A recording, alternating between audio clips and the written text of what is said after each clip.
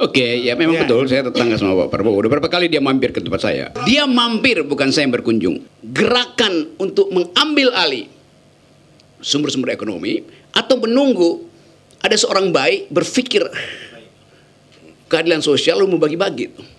Jadi pertanyaan ideologisnya adalah redistribusi karena ada kesadaran pemimpin baru atau redistribusi karena ada kekuatan baru. Sobat, saya lihat tadi, buruh itu ada di mana? Selama ini buruh itu menunggu kesadaran dari kapitalis. Tadi siapa saudara Sunar bicara tentang perjuangan buruh, perjuangan upah. Gak ada teori dalam Marxisme untuk perjuangan buruh, perjuangan upah. Karena itu kita mau kentalkan pikiran ini supaya ada debat ideologi itu. Kalau kita bilang upah dinaikkan terus, si kapitalis bilang, oke, beri saya kesempatan growth terus menerus supaya saya bisa distribusi pada saudara. Logically fallacy di situ, salah logikanya kan? Itu yang disebut sebagai perjuangan unionism, bukan laborism. Beda itu tuh. Jadi pengetahuan kita juga tentang perjuangan buruh mesti terrevisi. Selama ini kita unionism sejak Orde Baru begitu. Ada triparty, itu unionism diputuskan bersama. Perubahan upah itu terjadi karena perampasan aset. Nah sekarang kita bicara tentang degrowth. Keadaan di mana manusia mengalami semacam pencerahan baru karena tadi kesadaran. Jadi kita mesti bicara juga tentang kesadaran planetarium pada kabinet Prabowo, itu dasarnya. Bisa nggak kita titipkan itu pada Gibran? Ya bisa, kesadaran gorong-gorong bisa.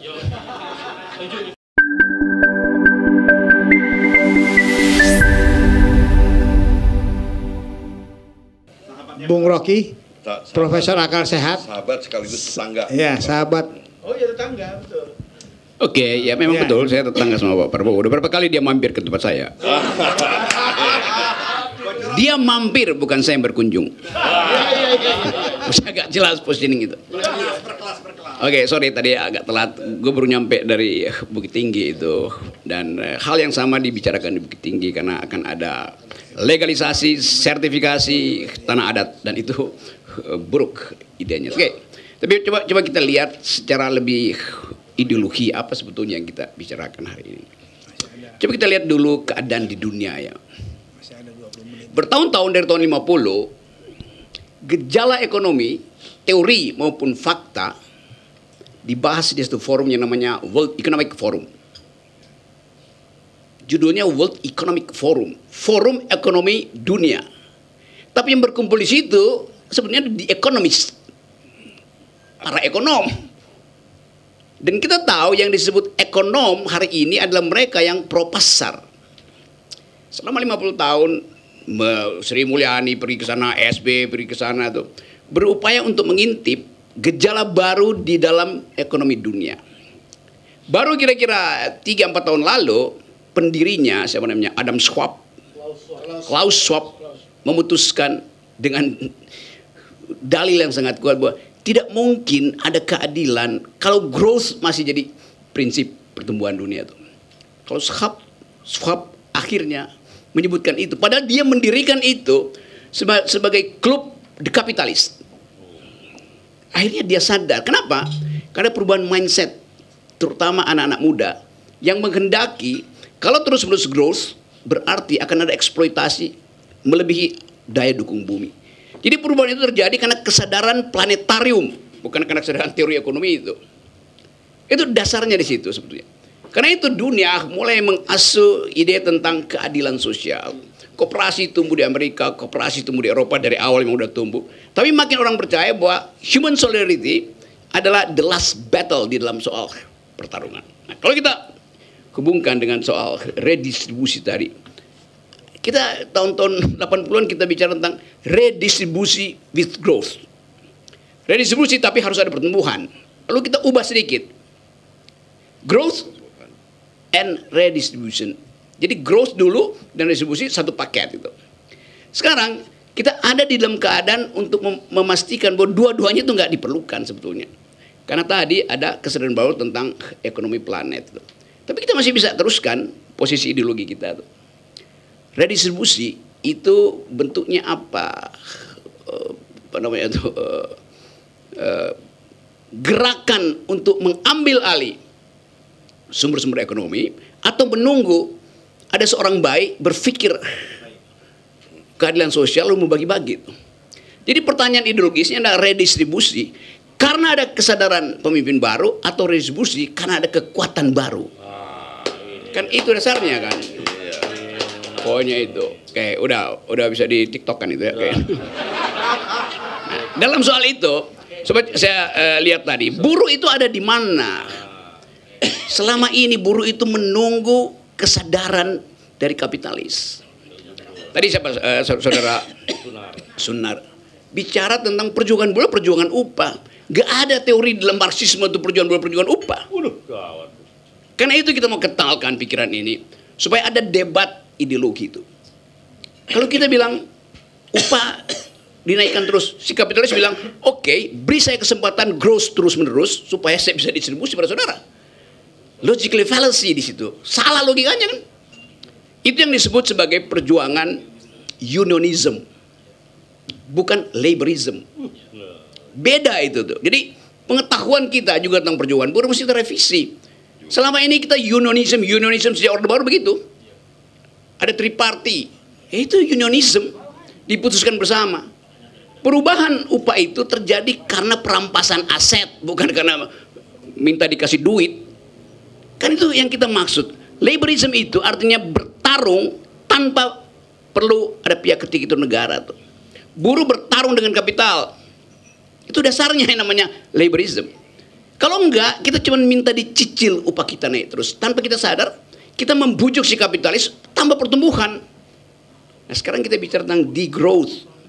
Keadaan di mana manusia mengalami semacam pencerahan baru karena tadi kesadaran. Jadi kita mesti bicara juga tentang kesadaran planetarium pada kabinet Prabowo. Itu dasarnya. Bisa nggak kita titipkan itu pada Gibran? Ya bisa, kesadaran gorong-gorong bisa. Itu juga planet juga tuan. Jadi sekali lagi, ini forum untuk menghasilkan semacam paper akademis. Tetapi jangan dilupakan juga bahwa konstitusi kita mengizinkan akumulasi. Kan ada 3 player di dalam konstitusi kita kan. Korporasi, badan usaha milik negara, dan koperasi itu. Jadi boleh ada akumulasi, boleh. Konstitusi bilang begitu. Kalau nggak dari mana pemerataan itu dihasilkan? Ada growth di situ. Jadi boleh korporasi, ada pemain ekonomi yang dilegalkan oleh konstitusi. Yang kedua adalah BUMN. Tugas korporasi akumulasi. Jelas itu tuh. Tugas BUMN adalah distribusi. Yang nggak terjadi adalah fungsi distribusi tidak dilakukan oleh BUMN. Karena BUMN nunggu distribusi dari korporasi itu. Padahal dia punya hak. Karena itu BUMN nggak boleh targetkan keuntungan. Dia adalah public servant. Public services. Yang penting terasa manfaatnya pada rakyat. Bukan dihitung grossnya berapa BUMN. Ngaco namanya tuan. Yang ketiga adalah koperasi. Desain yang memungkinkan kita menyebut negara Republik Indonesia. Karena ada sistem koperasi yang disebut republik itu. Dasarnya adalah kooperasi dalam pengertian Muhammad Hatta. Bukan republik dalam pengertian Italia, Prancis segala macam. Bukan. Respublika. Resnya itu adalah urusan kehidupan bersama yang sifatnya publik. Kalau dia sifatnya publik, maka mesti ada pertanggungjawaban publik. Pada siapa? Ya pada masyarakat sendiri. Sistem pertanggungjawaban itu hanya ada di koperasi. Tidak ada di BUMN, tidak ada di korporasi itu. Jadi kita balik lagi pada DNA ekonomi kita adalah koperasi itu. Itu dasarnya tuh. Sekarang yang terjadi adalah ada market ekonomi. Boleh nggak market ekonomi? Boleh ada market ekonomi. Buat apa? Buat sinyal efisiensi itu. Supply demand kita tahu karena ada market ekonomi. Yang bahaya market ekonomi sekarang itu oleh Jokowi berubah menjadi market society. Masyarakat adat diminta untuk mengaktifkan ekonomi berdasarkan market ekonomi. Market ekonomi tidak boleh nyampe di masyarakat. Boleh market ekonomi tapi tidak boleh ada market society itu. Negeri ini tidak dirancang untuk market society. Kan itu ada keadilan sosial. Itu dasarnya tuh. Jadi perbincangan paradigmatik sore ini kita perlukan sekaligus untuk mengedor guru-guru besar yang tidak mampu untuk berpikir secara taktis sekaligus metodologis. Kacau ini Nggak ada yang membaca literatur terakhir perdebatan ideologi ekonomi dunia, nggak ada.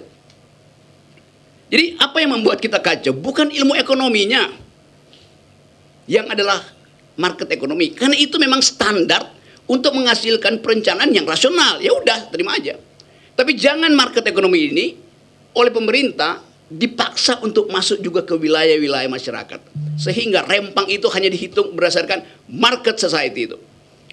Masyarakat Rempang, masyarakat adat perlu berapa tanah untuk kita ganti. Anda perlu rumah seberapa luas. Mereka nggak nanya house, mereka perlu home, bukan house itu. Itu soalnya tuh. Jadi kita mau buka sebetulnya dari zaman kita bikin menemukan kembali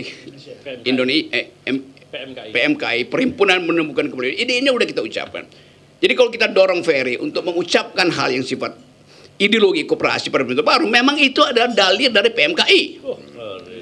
Dari awal kita maksudkan itu. Jadi poin itu ada di situ selalu tuh. Hal yang betul, ini bukan cuma utusan, ini dalil yang kita pastikan bahkan sebelum Prabowo bermimpi untuk bertemu dengan Gibran. Lain itu. Jadi ide itu lebih dahulu ada, lebih permanen daripada hasil Mahkamah Konstitusi itu, jelas. Itu dasarnya begitu kan. Jadi sekali lagi, coba kita lihat problem ini secara paradigmatik, itu soalnya tuh. Jadi ke depan kita cicil apa yang mesti kita ucapkan. Tentu kita bosan melihat bahwa Mahkamah Konstitusi berbohong di dalam soal-soal moral etik segala macam itu.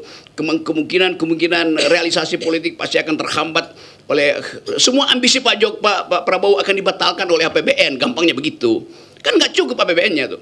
Tetapi dalam keadaan ketidakcukupan itu, ide tentang sosialisme, kooperasi itu mesti masuk dalam kabinet. Dasarnya itu aja. Nah, poin-poin ini saya kira semacam upaya untuk mendeteksi the next Indonesia itu seperti apa tuh. Nah, kalau kita diam, nggak mengucapkan ini, maka yang akan terjadi adalah ada buku bunyinya Economic doesn't lie, economist does itu.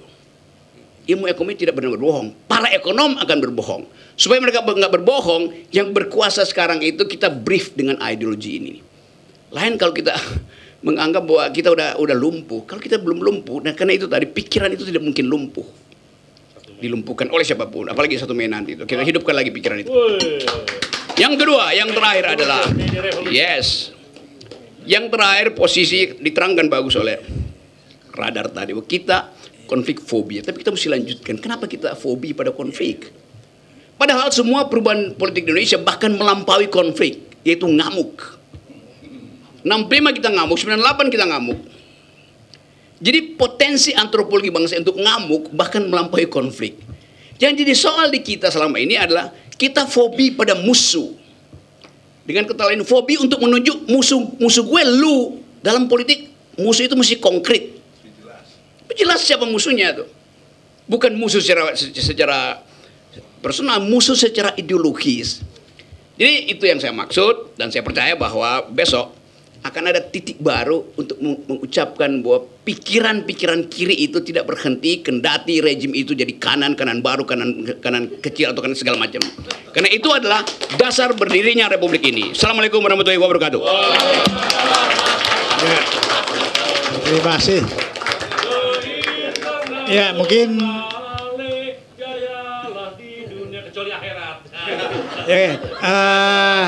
mungkin kita tanggapan sedikit kepada Pak Dr. Darwin, 2 menit Pak. Ibarat ILC, izin saudaraku Rocky. Dari tahun 80-an kami kuliah itu sudah dikasih tahu market itu failure. Jadi si Mulyani pun tahu itu. Ya, failure, market itu gagal. Jadi market itu buta. Dia nggak punya loyalitas pada yang duafa atau yang kanan. Terus yang kedua, sejak itu ya, ini bukunya bisa dibaca ya di Development Economics-nya si Todaro ya, bahwa development itu growth plus changes. Jadi growth-nya sudah ditambah changes. Jadi changes di sini changes struktural. Walaupun paham tetapi belum jalan. Waktu Amartya Sen menang Nobel, itu sudah ditambah lagi growth plus changes plus entitlement. Nah, entitlement ini adalah development as freedom. ya, itu dia, entitlement itu untuk memunculkan development as freedom tadi. Jadi soal choices tadi. Nah, 5 entitlement ini yang relevan buat perjuangan kaum buruh. Jadi entitlement itu ada 5 elemennya. Dia cacat, dia nggak punya modal, kalaupun punya harganya nggak sesuai dengan harga pasar, and so on, ada 5. Nah, saya ingin membela ekonom-ekonom. Cobalah baca Poverty darinya Jeffrey Sachs. Itu Anda seperti lihat sosiolog ketimbang ekonom. Jadi MDGs muncul ketika menjelang abad 21, ekonom besar dunia itu rapat mereka. Menjelang ya, belum berubah nih. Kok kesenjangan itu tadinya yang kaya sama miskin negara 4:1, kok setelah 200 tahun jadi 20:1. Ketemu culpritnya, biang keladinya, teknologi. Sampai akhirnya rekomendasi Jeffrey Sachs, akhirnya didukung Stiglitz, adalah nggak bisa ini si duafa ini melangkah ke tangga lebih tinggi kalau nggak dituntun dia. Jadi ini bukan ekonom, ini sudah seperti sosiolog kan gitu ya. Jadi saya ingin mengatakan ekonom-ekonom itu banyak yang adalah ekonom yang sudah plus gitu. Nah, ini berpengaruh di pemikiran manajemen.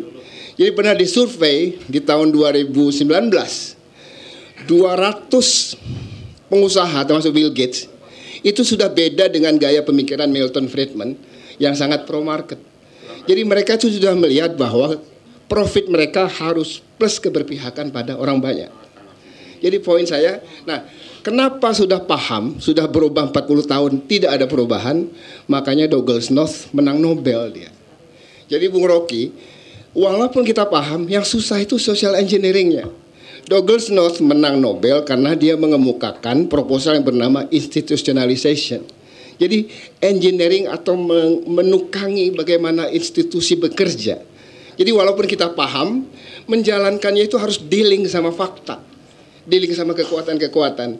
Jadi makanya saya ingin menggarisbawahi dari Bung Ferry, jadi kita menyampaikan ke Pak Prabowo, kalau tanpa power dilihat oleh Pak Prabowo, karena beliau kan tentara ya, itu hanya idea.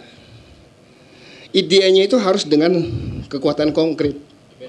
Kalau enggak nanti Pak Prabowo akan lebih berpihak pada kekuatan yang lain. Jadi memang kita harus fight. Demo di Kertanegara kan, Jum. Ini usul ya. Iya, jadi terima kasih Bung Rocky pencerahannya. Saya harus menyampaikan apa yang kebetulan saya tahu dengan segala rendah hati. Ya, thank you.